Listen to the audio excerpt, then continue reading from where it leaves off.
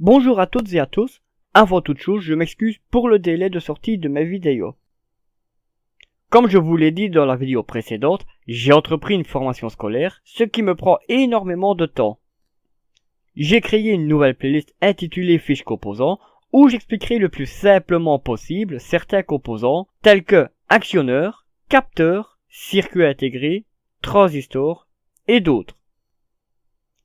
Je débuterai cette playlist avec un circuit intégré très connu, le NE755 et son grand frère, le NE756.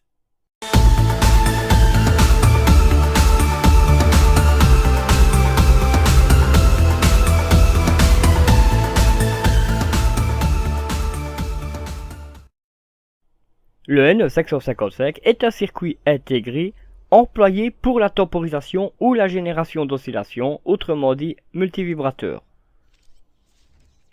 Ce circuit peut être de technologie TTL ou CMOS et possède 8 broches.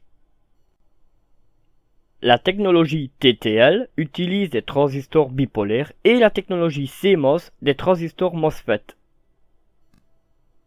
On peut distinguer en règle générale les circuits CMOS grâce à la lettre C présente dans la référence. TLC section 55 ou LMC section 55 ou ICM 7555. Dans tous les cas, téléchargez la documentation de votre section 55 et vérifiez ses caractéristiques afin de connaître sa technologie. Sa tension d'alimentation est comprise généralement entre plus 5 volts et plus 15 volts, ou dans le cas de circuits basse consommation, dit low voltage, entre plus 1,5 volts et plus 18 volts. Sa sortie peut débiter une intensité maximum d'environ 200 mA. Dans tous les cas, veuillez consulter la documentation technique de votre NE755. Ce circuit intégré permet un large choix d'applications et intègre plusieurs fonctionnalités. Premièrement, la stable. Il oscille en permanence entre deux états. Deuxièmement, le monostable. Il peut avoir en sortie deux états, soit haut, soit bas. Le niveau haut correspond à la tension d'alimentation et le niveau bas à 0 V. Et troisièmement, le bistable. C'est un type de circuit dont la sortie change de niveau logique lors de la modification de l'état d'une de ses entrées et qui garde cette position jusqu'à ce qu'un nouveau signal vienne rétablir la sortie à son niveau d'origine. Concernant le niveau logique, on peut le comparer à un interrupteur. Quand il est ouvert, il correspond à un niveau logique 0 et quand il est fermé, il correspond à un niveau logique 1. Voyons la description des broches du NE755. La broche 1, GND ou ground. Elle correspond à la broche négative ou le moins de l'alimentation ou à la masse. La broche 2, trig ou trigger. Cette broche, appelée également gâchette en français, permet de lancer la temporisation lorsque la tension est inférieure à 1/3 de la tension d'alimentation du NE755. La broche 3 out, c'est la broche de sortie, elle peut fournir 200 mA maximum. Je vous conseille cependant d'aller voir la documentation technique du fabricant de votre NE755. La broche 4 est restée ou reset. C'est la broche de remise à zéro du temporisateur. La broche 5, CTRL ou control, c'est la broche de contrôle. Elle est l'accès à la référence interne correspondant aux 2/3 de la tension d'alimentation du NE755. La broche 6, THR ou threshold. Elle déclenche la fin de la temporisation lorsque la broche contrôle est égale aux 2/3 de la tension d'alimentation du NE755. La broche 7, dis ou discharge, c'est la broche de décharge du condensateur de temporisation. Enfin, la broche 8 ou VCC. Elle correspond à la broche d'alimentation positive ou le plus de l'alimentation, comprise entre plus 5 volts et plus 15 volts. Là aussi, je vous conseille d'aller voir la documentation technique du fabricant de votre NE555. Le NE556 est un double multivibrateur qui intègre dans le même boîtier deux NE555. Ce circuit peut être de technologie TTL ou CMOS et possède 14 broches. Sa tension d'alimentation est comprise généralement entre plus 5 volts et plus 15 volts, ou dans le cas de circuits basse consommation dit low voltage, entre plus 1,5 volts et plus 18 volts. Ces sorties peuvent débiter une intensité maximum d'environ 200 mA. Dans tous les cas, veuillez consulter la documentation technique de votre NE556. Ce circuit intégré permet un large choix d'applications. Il possède les mêmes fonctionnalités que le NE555. Voyons la description des broches du NE556. Les broches 1 et 13, DIS1 et DIS2 ou Discharge. Ce sont les broches de décharge des condensateurs de temporisation. Les broches 2 et 12, THR1 et THR2 ou Threshold, elles déclenchent l'affaire de la temporisation lorsque les broches CV1 et CV2 sont égales aux 2/3 de la tension d'alimentation du NE556. Les broches 3 et 11, CV1 et CV2 ou Control. Ce sont les broches de contrôle.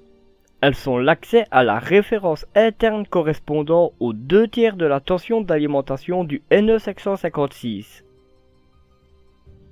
Les broches 4 et 10, RST1 et RST2, soit Reset. Ce sont les broches de remise à zéro des temporisateurs. Les broches 5 et 9, Out 1 et Out 2. Ce sont les broches de sortie. Elles peuvent fournir 200 mA maximum. Je vous conseille d'aller voir la documentation technique du fabricant de votre NE556. Les broches 6 et 8, TR1 et TR2 ou Trigger. Ces broches, également appelées gâchettes en français, permettent de lancer la temporisation lorsque la tension est inférieure à 1/3 de la tension d'alimentation du NE556. La broche 7, GND ou Ground. Elle correspond à la broche négative ou le moins de l'alimentation ou à la masse. Enfin, la broche 14, VCC. Elle correspond à la broche d'alimentation positive ou le plus, comprise entre plus 5 volts et plus 15 volts. Je vous conseille également d'aller voir la documentation technique du fabricant de votre NE556. Concernant le principe de fonctionnement du NE555, je me suis référé au site Wikipédia afin d'y trouver les explications. Le lien de cette page est en description. Ce dernier est composé de plusieurs blocs visibles sur ce diagramme. On distingue deux comparateurs 1/3 et 2/3 de VCC, VCC étant la tension d'alimentation. Il y a un pont diviseur de tension composé de 3 résistances. Les tensions aux sorties de ce diviseur servent de référence aux deux comparateurs. On y retrouve également une bascule set reset commandée par les deux comparateurs. Il y a un inverseur et un transistor servant à décharger le condensateur de temporisation. Ne vous inquiétez pas, j'en parlerai plus tard dans la vidéo. Le NE555 fonctionne en 4 temps. Premièrement, le signal reset est à un niveau bas. Dans ce cas, la bascule en violet, au niveau de la broche 4, est remise à 0 et le transistor de décharge, en bleu, qui est la broche 7, est passant. La sortie en rose, soit la broche 3, est à un niveau bas. Deuxièmement, le signal trigger en saumon au niveau de la broche 2 est inférieur à 1/3 de VCC qui est la broche 8, Je rappelle que VCC est égal à la tension d'alimentation. Dans ce cas, la bascule au niveau de la broche 4 est activée et se retrouve en position 7, et la sortie sur la broche 3 est au niveau haut. Le transistor de décharge qui est la broche 7 est bloqué. Troisièmement, le signal threshold en jaune au niveau de la broche 6 est supérieur à 2 tiers de VCC, soit 2 tiers de la tension d'alimentation au niveau de la broche 8. Dans ce cas, la bascule, qui est la broche 4, est remise à 0 et le transistor de décharge, qui est la broche 7, est passant. La sortie, qui est la broche 3, est à un niveau bas. Et quatrièmement, les signaux threshold, qui est la broche 6, et trigger, qui est la broche 2, sont entre 2 tiers et 1 tiers de VCC, qui est la tension d'alimentation, soit au niveau de la broche 8. À ce moment-là, la bascule, qui est la broche 4, la sortie, qui est la broche 3, et le transistor de décharge, qui est la broche 7, conservent leur état précédent. Voyons le fonctionnement en mode instable.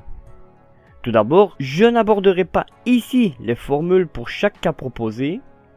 Nous les étudierons lors de la mise en application dans des cas pratiques. Donc configuré en instable, le NE555 est utilisé en tant qu'oscillateur dont la fréquence d'oscillation est définie par deux résistances R1 et RB et un condensateur C. Ces trois composants permettent également de régler le rapport cyclique dont sa notation s'écrit de deux manières. Soit de 0 à 1, soit de 0 à 100%. Par exemple, 20% ou 0,2, 50% ou 0,5, 92% ou 0,92. Ce rapport cyclique est utilisé, par exemple, pour piloter un servomoteur. Je vous propose d'aller voir les vidéos à ce sujet d'Electromic dont le lien vers sa chaîne est en description. Configurée en instable, la bascule est réinitialisée automatiquement à chaque cycle d'impulsion. Pour qu'une oscillation complète soit effectuée, il faut que le condensateur se charge à 1 tiers de VCC, soit 1 tiers de la tension d'alimentation, jusqu'à 2 tiers de VCC, soit 2 tiers de la tension d'alimentation. Pendant la charge, les deux résistances RA et RB sont placées en série avec le condensateur C. Par contre, celui-ci ne se décharge qu'au travers de la résistance RB. Le condensateur relié à la broche contrôle sert à stabiliser le NE555 en supprimant tout parasite éventuel. Avant d'observer la réalisation pratique du NE555 en mode instable sur une platine d'expérimentation, voici le schéma de cette platine réalisé avec le logiciel FreeSync. Ce schéma représente l'implantation des composants et le câblage. Concernant les résistances RA et RB, j'ai choisi d'utiliser une valeur normalisée de 10 kΩ. Le condensateur C est un électrochimique d'une valeur normalisée de 47 microfarad 25 volts. J'alimente le montage avec une tension de 9 volts. En sortie, soit la broche 3 du NE555, j'ai rajouté une LED protégée par une résistance de limitation de 270 ohms. La couleur des fils utilisés dans ce schéma ont été choisis de telle façon que le rouge correspond à la tension d'alimentation positive, soit le plus, le noir et le négatif, soit le moins, et les couleurs jaune, verte et orange sont des liaisons entre chaque élément du montage. Voyons à présent ce schéma mis en pratique sur une platine d'essai. Sur la breadboard, nous retrouvons notre NE555, notre condensateur de découplage, nos résistances R1 et RB, notre condensateur de temporisation, notre LED et sa résistance de limitation, ainsi que notre condensateur servant à stabiliser le NE555 lorsqu'il est en fonctionnement. Nous retrouvons également l'alimentation positive et négative. Lors de la mise sous tension, nous observons que la LED clignote. Elle s'allume le temps de la charge du condensateur C et s'éteint lorsqu'il se décharge. Grâce à la LED, nous pouvons voir que le cycle se répète indéfiniment. Voyons à l'aide de l'oscilloscope la forme des signaux parcourant ce circuit. Le commun des deux sondes, qui est le fil noir, est relié à la masse. J'utilise une sonde pour relever le signal au niveau du condensateur C qui est le signal bleu et une autre sonde relève le signal de sortie qui est le signal jaune. On voit apparaître les signaux sur l'oscilloscope dès que l'on place le circuit sous alimentation. Voyons plus en détail les signaux affichés à l'oscilloscope. Nous observons que les signaux bleus et jaunes sont périodiques car ils se répètent indéfiniment. Par contre, on constate qu'ils ont une forme différente. En effet, quand nous regardons le comportement du condensateur qui est le signal bleu, nous remarquons qu'il se charge jusqu'aux 2/3 de la tension d'alimentation pour ensuite se décharger jusqu'à 1/3 de la tension d'alimentation. La charge et la décharge du condensateur se fera plus ou moins vite selon sa valeur, autrement dit, sa capacité. Le signal que nous obtenons est un signal en dents de scie. Ce signal s'appelle ainsi de par sa forme. Observons à présent le signal en sortie qui est en jaune. Tout comme le signal bleu, il est périodique. Par contre, quand nous observons le comportement de la sortie du NE755 qui est sa broche 3, nous remarquons qu'elle oscille continuellement entre un état haut et un état bas. La sortie est à un état haut pendant une durée déterminée pour ensuite être à l'état bas, également pendant une durée déterminée. La durée de ces deux états est définie par la valeur des résistances RA et RB. Par conséquent, nous obtenons un signal carré plutôt rectangulaire dans cet exemple. Ce signal s'appelle ainsi également de par sa forme. L'oscilloscope nous permet d'observer que la sortie du NE755, qui est sa broche 3, est au niveau haut tant que le condensateur se charge et bascule à l'état bas lorsqu'il se décharge. Pour vous permettre de visualiser le fonctionnement interne du NE755 en mode instable, je vous propose de regarder le NE755 revisité. Le lien vers cette vidéo est dans la description. De même, n'hésitez pas à poser des questions dans l'espace commentaires. Nous arrivons au terme de cette vidéo dans laquelle nous avons découvert le NE755 et le NE756 ainsi que son mode de fonctionnement en multivibrateur instable. Dans une prochaine vidéo qui sortira, tout dépend de mon emploi du temps, je vous présenterai la suite du fonctionnement de ce circuit à tout faire. Aussi, pour ne pas rater sa sortie, abonnez-vous et activez la cloche. Si cette vidéo vous a plu, n'hésitez pas également à commenter, partager, liker ou disliker. Peu importe, YouTube aime bien quand même, à condition de préciser dans les commentaires ce qui vous a déplu. Je vous en remercie. N'oubliez pas que vous retrouverez en description les sources ainsi que le lien Google Drive permettant d'accéder au script de cette vidéo ainsi qu'au schéma. Je vous souhaite de très bonnes expériences électroniques et vous donne rendez-vous pour la suite sur Proto Électronique. Bye!